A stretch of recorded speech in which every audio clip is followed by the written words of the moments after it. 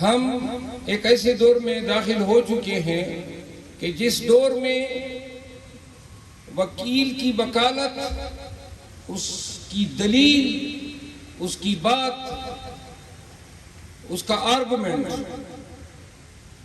اب میرا خیال ہے کہ بوٹوں کے چاپ کے نیچے تھلے دبتا جا رہا ہے، مٹتا جا رہا ہے۔ ہم مثالیں دیا کرتے ہیں، ہمیشہ سے یہ سمجھتے تھے کہ یہ عدالتیں ہماری طاقت ہیں۔ آج پہلی دفعہ محسوس ہو رہا ہے کہ شاید ہماری طاقت عدالت نہیں ہے، یہ ہماری غلط ایزمپشن تھی کہ عدالتیں جو ہیں، بار اور بینچ، یہ مل کے قانون کی حکمرانی جو ہے، اس نظریے کو جو ہے بڑھاتے ہیں، پروموٹ کرتے ہیں۔ آج میری سوچ یہ ہے کہ قانون کی حکمرانی، کانسٹیٹیوشن کی سپریمیسی، یہ اس ملک کی ہمیشہ سے ضرورت رہی ہے۔ وجہ یہ کہ یہ کبھی رہی ہی نہیں ہے، اور جو ہماری نظریں بینچ کی طرف اٹھتی تھی، اس وقت ہم اس غلط فہمی میں مبتلا تھے کہ ان بینچز پہ بیٹھے جو لارڈشپس ہیں، جو جج صاحبان ہیں، یہ اپنے حلف کے تحت اس کے پابند ہیں کہ پاکستان میں قانون کی حکمرانی کو پروموٹ کرتے ہیں۔ آج کے تجربات نے، موجودہ وقت کے واقعات اور حالات نے یہ اسٹیبلش کر دیا ہے کہ وکلاء کو اپنے بلبوتے پر، اپنے تئیں، اپنی ہمت، اپنی ذمہ داری پہ یہ علم اور یہ آواز بلند کرنا ہوگا کہ پاکستان اور پاکستان کے عوام اپنے بنیادی حقوق کے تحفظ کے بغیر آگے نہیں بڑھ سکتے۔ یہ ریاست نہیں چل سکتی ہے اس لاقانونیت کے ساتھ جو آپ نے امپوز کی ہیں۔ یہ مملکت خداداد پاکستان، اس کے عوام جن کی حقوق کو آپ نے چیر پھاڑ کے کھایا، جن کے حقوق کے تقدس کو آپ نے بار بار پامال کیا، ہم اس جبر، اس ناروا رویے کے ساتھ شاید زندہ نہیں رہ سکتے ہیں۔ کیا فرق ہے معاشروں میں، مہذب معاشروں میں اور جاہل معاشروں میں؟ وہاں لوگوں کی بنیادی حقوق کا تحفظ ہوتا ہے، وہاں لوگوں کی چار دیواری کا تقدس پامال نہیں کیا جاتا ہے۔ میرے ذہن میں ایک بات آ رہی ہے، کل میں اسلام آباد ہائی کورٹ سے باہر نکلا تو گزشتہ ہفتے یعنی سوموار کے دن سائفر کیس میں ٹرائل جج ابو الاسناد ذوالقرنین کے سامنے اڈیالہ جیل میں خان صاحب اور شاہ محمود قریشی کی موجودگی میں 265C کے تحت نقولات دیے جانے کی پروسیڈنگ مقرر تھی۔ آپ سارے وکلاء ہیں، سمجھتے ہیں۔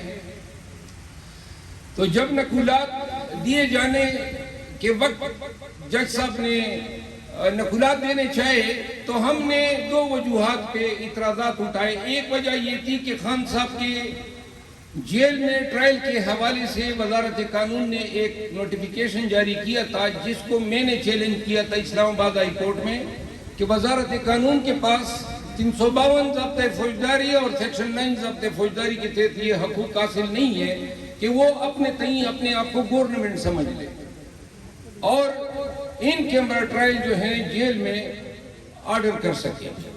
اس پہ بات سماعت ہوئی، 1 مہینے سے زیادہ ہو چکا ہے، تقریباً اب 38 ایام ہو گئے۔ تو ہم نے کہا کہ یہ ریٹ ڈیسائیڈ ہونی ہے، تو لہٰذا اگر یہ ریٹ ایکسیپٹ ہوتی ہے تو یہ ساری چیزیں ریورس ہوگی۔ آپ تھوڑا سا جوڈیشل پروپرائٹی کا مظاہرہ کریں۔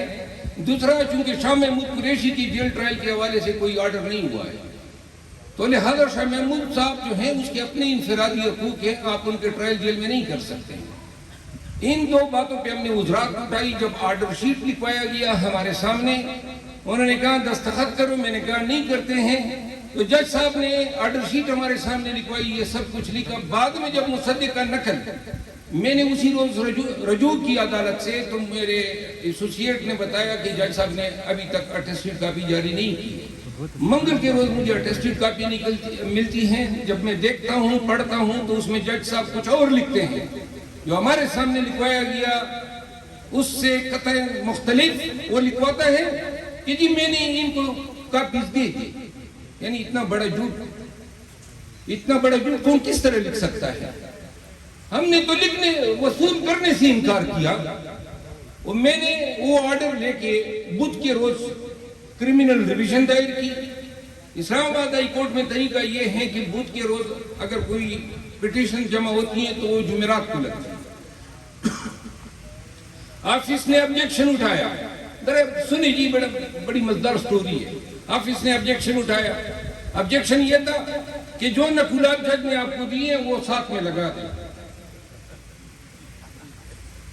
تو میں نے ان کو کہا کہ بھائی ہمیں نقولات تو ملی ہی نہیں ہے، ایفیڈیوٹ ہم نے لگایا ہوا ہے، اسی آرڈر کو ہم نے امپیوگ کیا ہوا ہے۔ وہ بطور آبجیکشن اگلے دن چیف جسٹس حامد فاروق صاحب کے پاس لگا۔ میں نے ان کو یہی بات کی، میں نے کہا یہ ہم نے نہیں لیے، جج نے غلط بیانی کی۔ تو میں نے کہا کہ جی جمعہ آخری ورکنگ ڈے ہوتا ہے اسلام آباد ہائی کورٹ میں، تو میں نے کہا جی آج جمعرات ہیں، آپ مہربانی کریں کل کے لیے یا آج سن لیں۔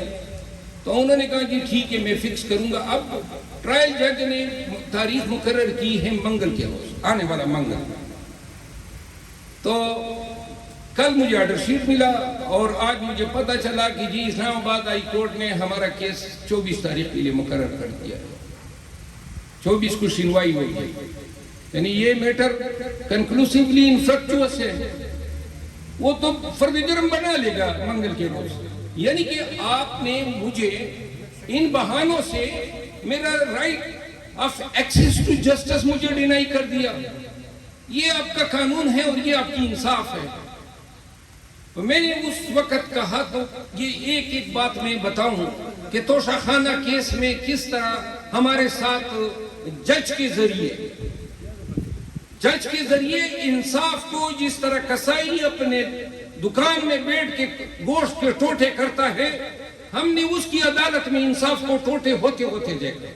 ہر روز آج سے کل پہ پیشی اور کل سے پرسوں پہ پیشی، اور پاکستان کی تمام عدالتیں یہ گاسپل ڈرامہ دیکھ رہی تھی۔ آج تو شخانہ شروع ہوا ہے، جج ہمیں کہتا ہے کہ میں ہمایوں دلاور نہیں ہوں، میں دلیر ہوں۔ تو دلیر صاحب جو ہیں لگے ہوئے ہیں، فرد جرم بنانے پہ تلے ہوئے ہیں، اور بنائے گا منگل کو، کیونکہ ہائی کورٹ نے ہمارا right of access to justice پامال کر دیا۔ آج میں نے ایڈیشنل رجسٹرار سے بات کی، ڈپٹی رجسٹرار سے بات کی، اور یہ مسئلے مسائل ہمیں روزانہ درپیش آتے ہیں۔ معاشروں میں لوگوں کے ساتھ ظلم زیادتی پورا نظام کرتا ہے اور ہر حکومت کرتی ہے، لیکن لوگ امید لگائے بیٹھے ہوتے ہیں منصفوں سے عدل کے لیے۔ وہ کہتے ہیں کہ جی جاؤں گا اور مجھے ونڈیکیٹ کیا جائے گا، مجھے انصاف ملے گا عدالت سے۔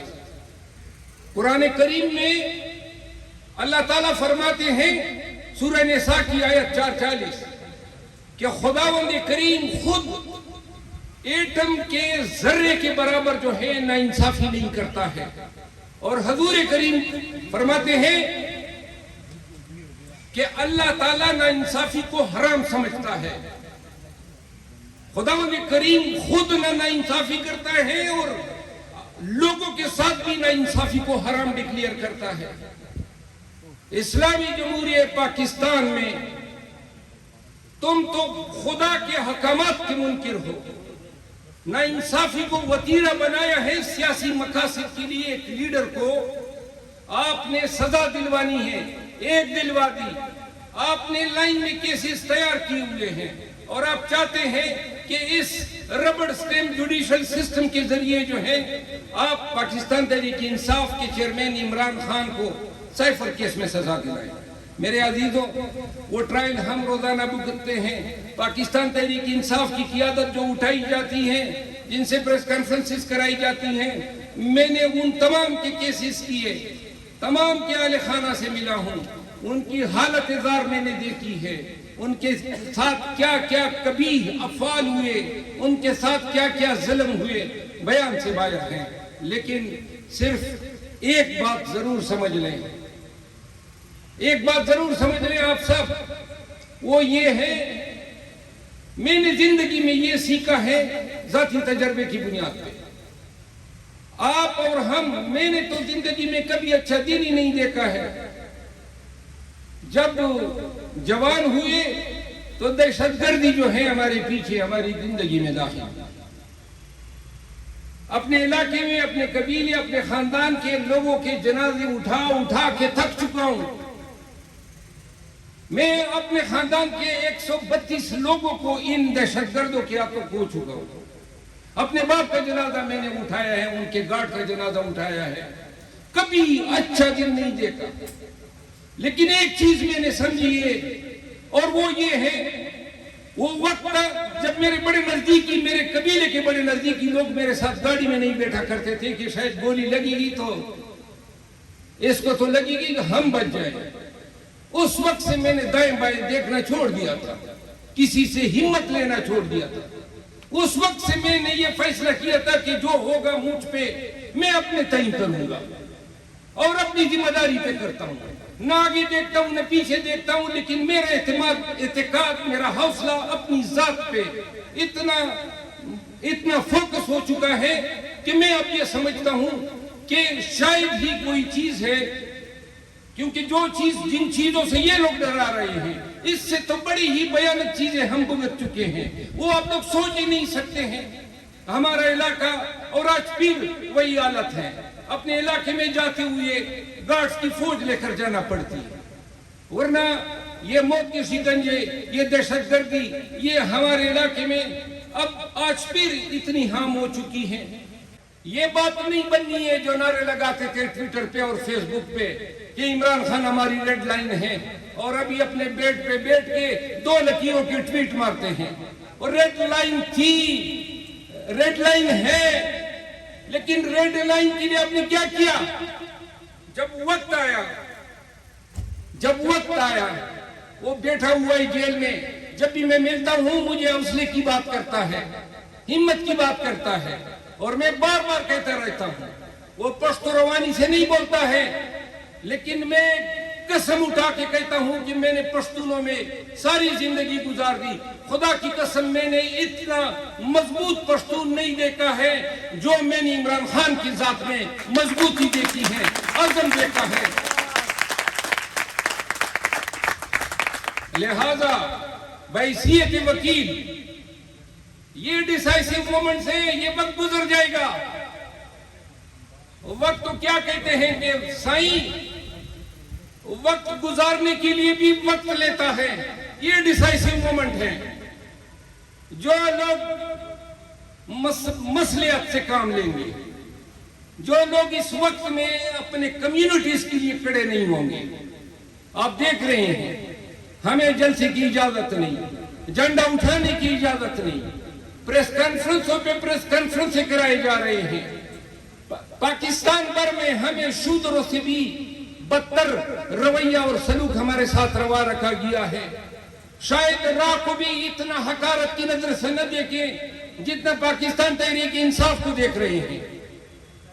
اب اگر یہ ناانصافی ہے، اگر یہ ظلم ہے، اگر یہ جبر ہے، تو کیوں کر سر جھکائیں؟ کیا ہوگا؟ قیمت ہوگی نا۔ گھر گرائے، گولی مارتے ہیں تو ماریں، اغوا کرتے ہیں تو کریں۔ آپ نے کیے ہتھ کنڈے استعمال کیے۔ میں قسم کہتا ہوں، ایک دفعہ ذہن میں یہ بات بیٹھ جائے کہ میں نے ان کو شکست دینا ہے، وہ آپ کو شکست دینے پہ تلے ہوئے ہیں۔ جب آپ یہ ڈیسائیڈ کریں کہ میں نے ان کو شکست دینا ہے، اور جب آپ یہ کر لیں، خدا کی قسم آپ وکٹوریس ہیں۔ بس اپنے اندر یہ بٹھا دیں کہ جو لمحے قبر میں ہے، ہم اور آپ یا یہ ان کو تبدیل نہیں کر سکتے ہیں۔ لہذا عزم کے ساتھ، حوصلے کے ساتھ، خود بھی امید سحر بنو، قوم کو بتاؤ, اٹھو اپنی آواز سے, اپنی زبان سے, اپنے قول سے, اپنے فعل سے بتائیں کہ وکیل وہ مجاہد ہیں, وکلا وہ فدائی ہیں جو ہر جبر سے ٹکرائے ہیں, ہر ظلم سے ٹکرائے ہیں, ہر قہر سے ٹکرائے ہیں. زندہ ہے زندہ ہے دستور کے وکلا زندہ ہے, جمہور کے وکلا زندہ ہے وکلا زندہ ہے, دیاز سے پوچھو زندہ ہے, یحییٰ سے پوچھو زندہ ہے, ایوب سے پوچھو زندہ ہے.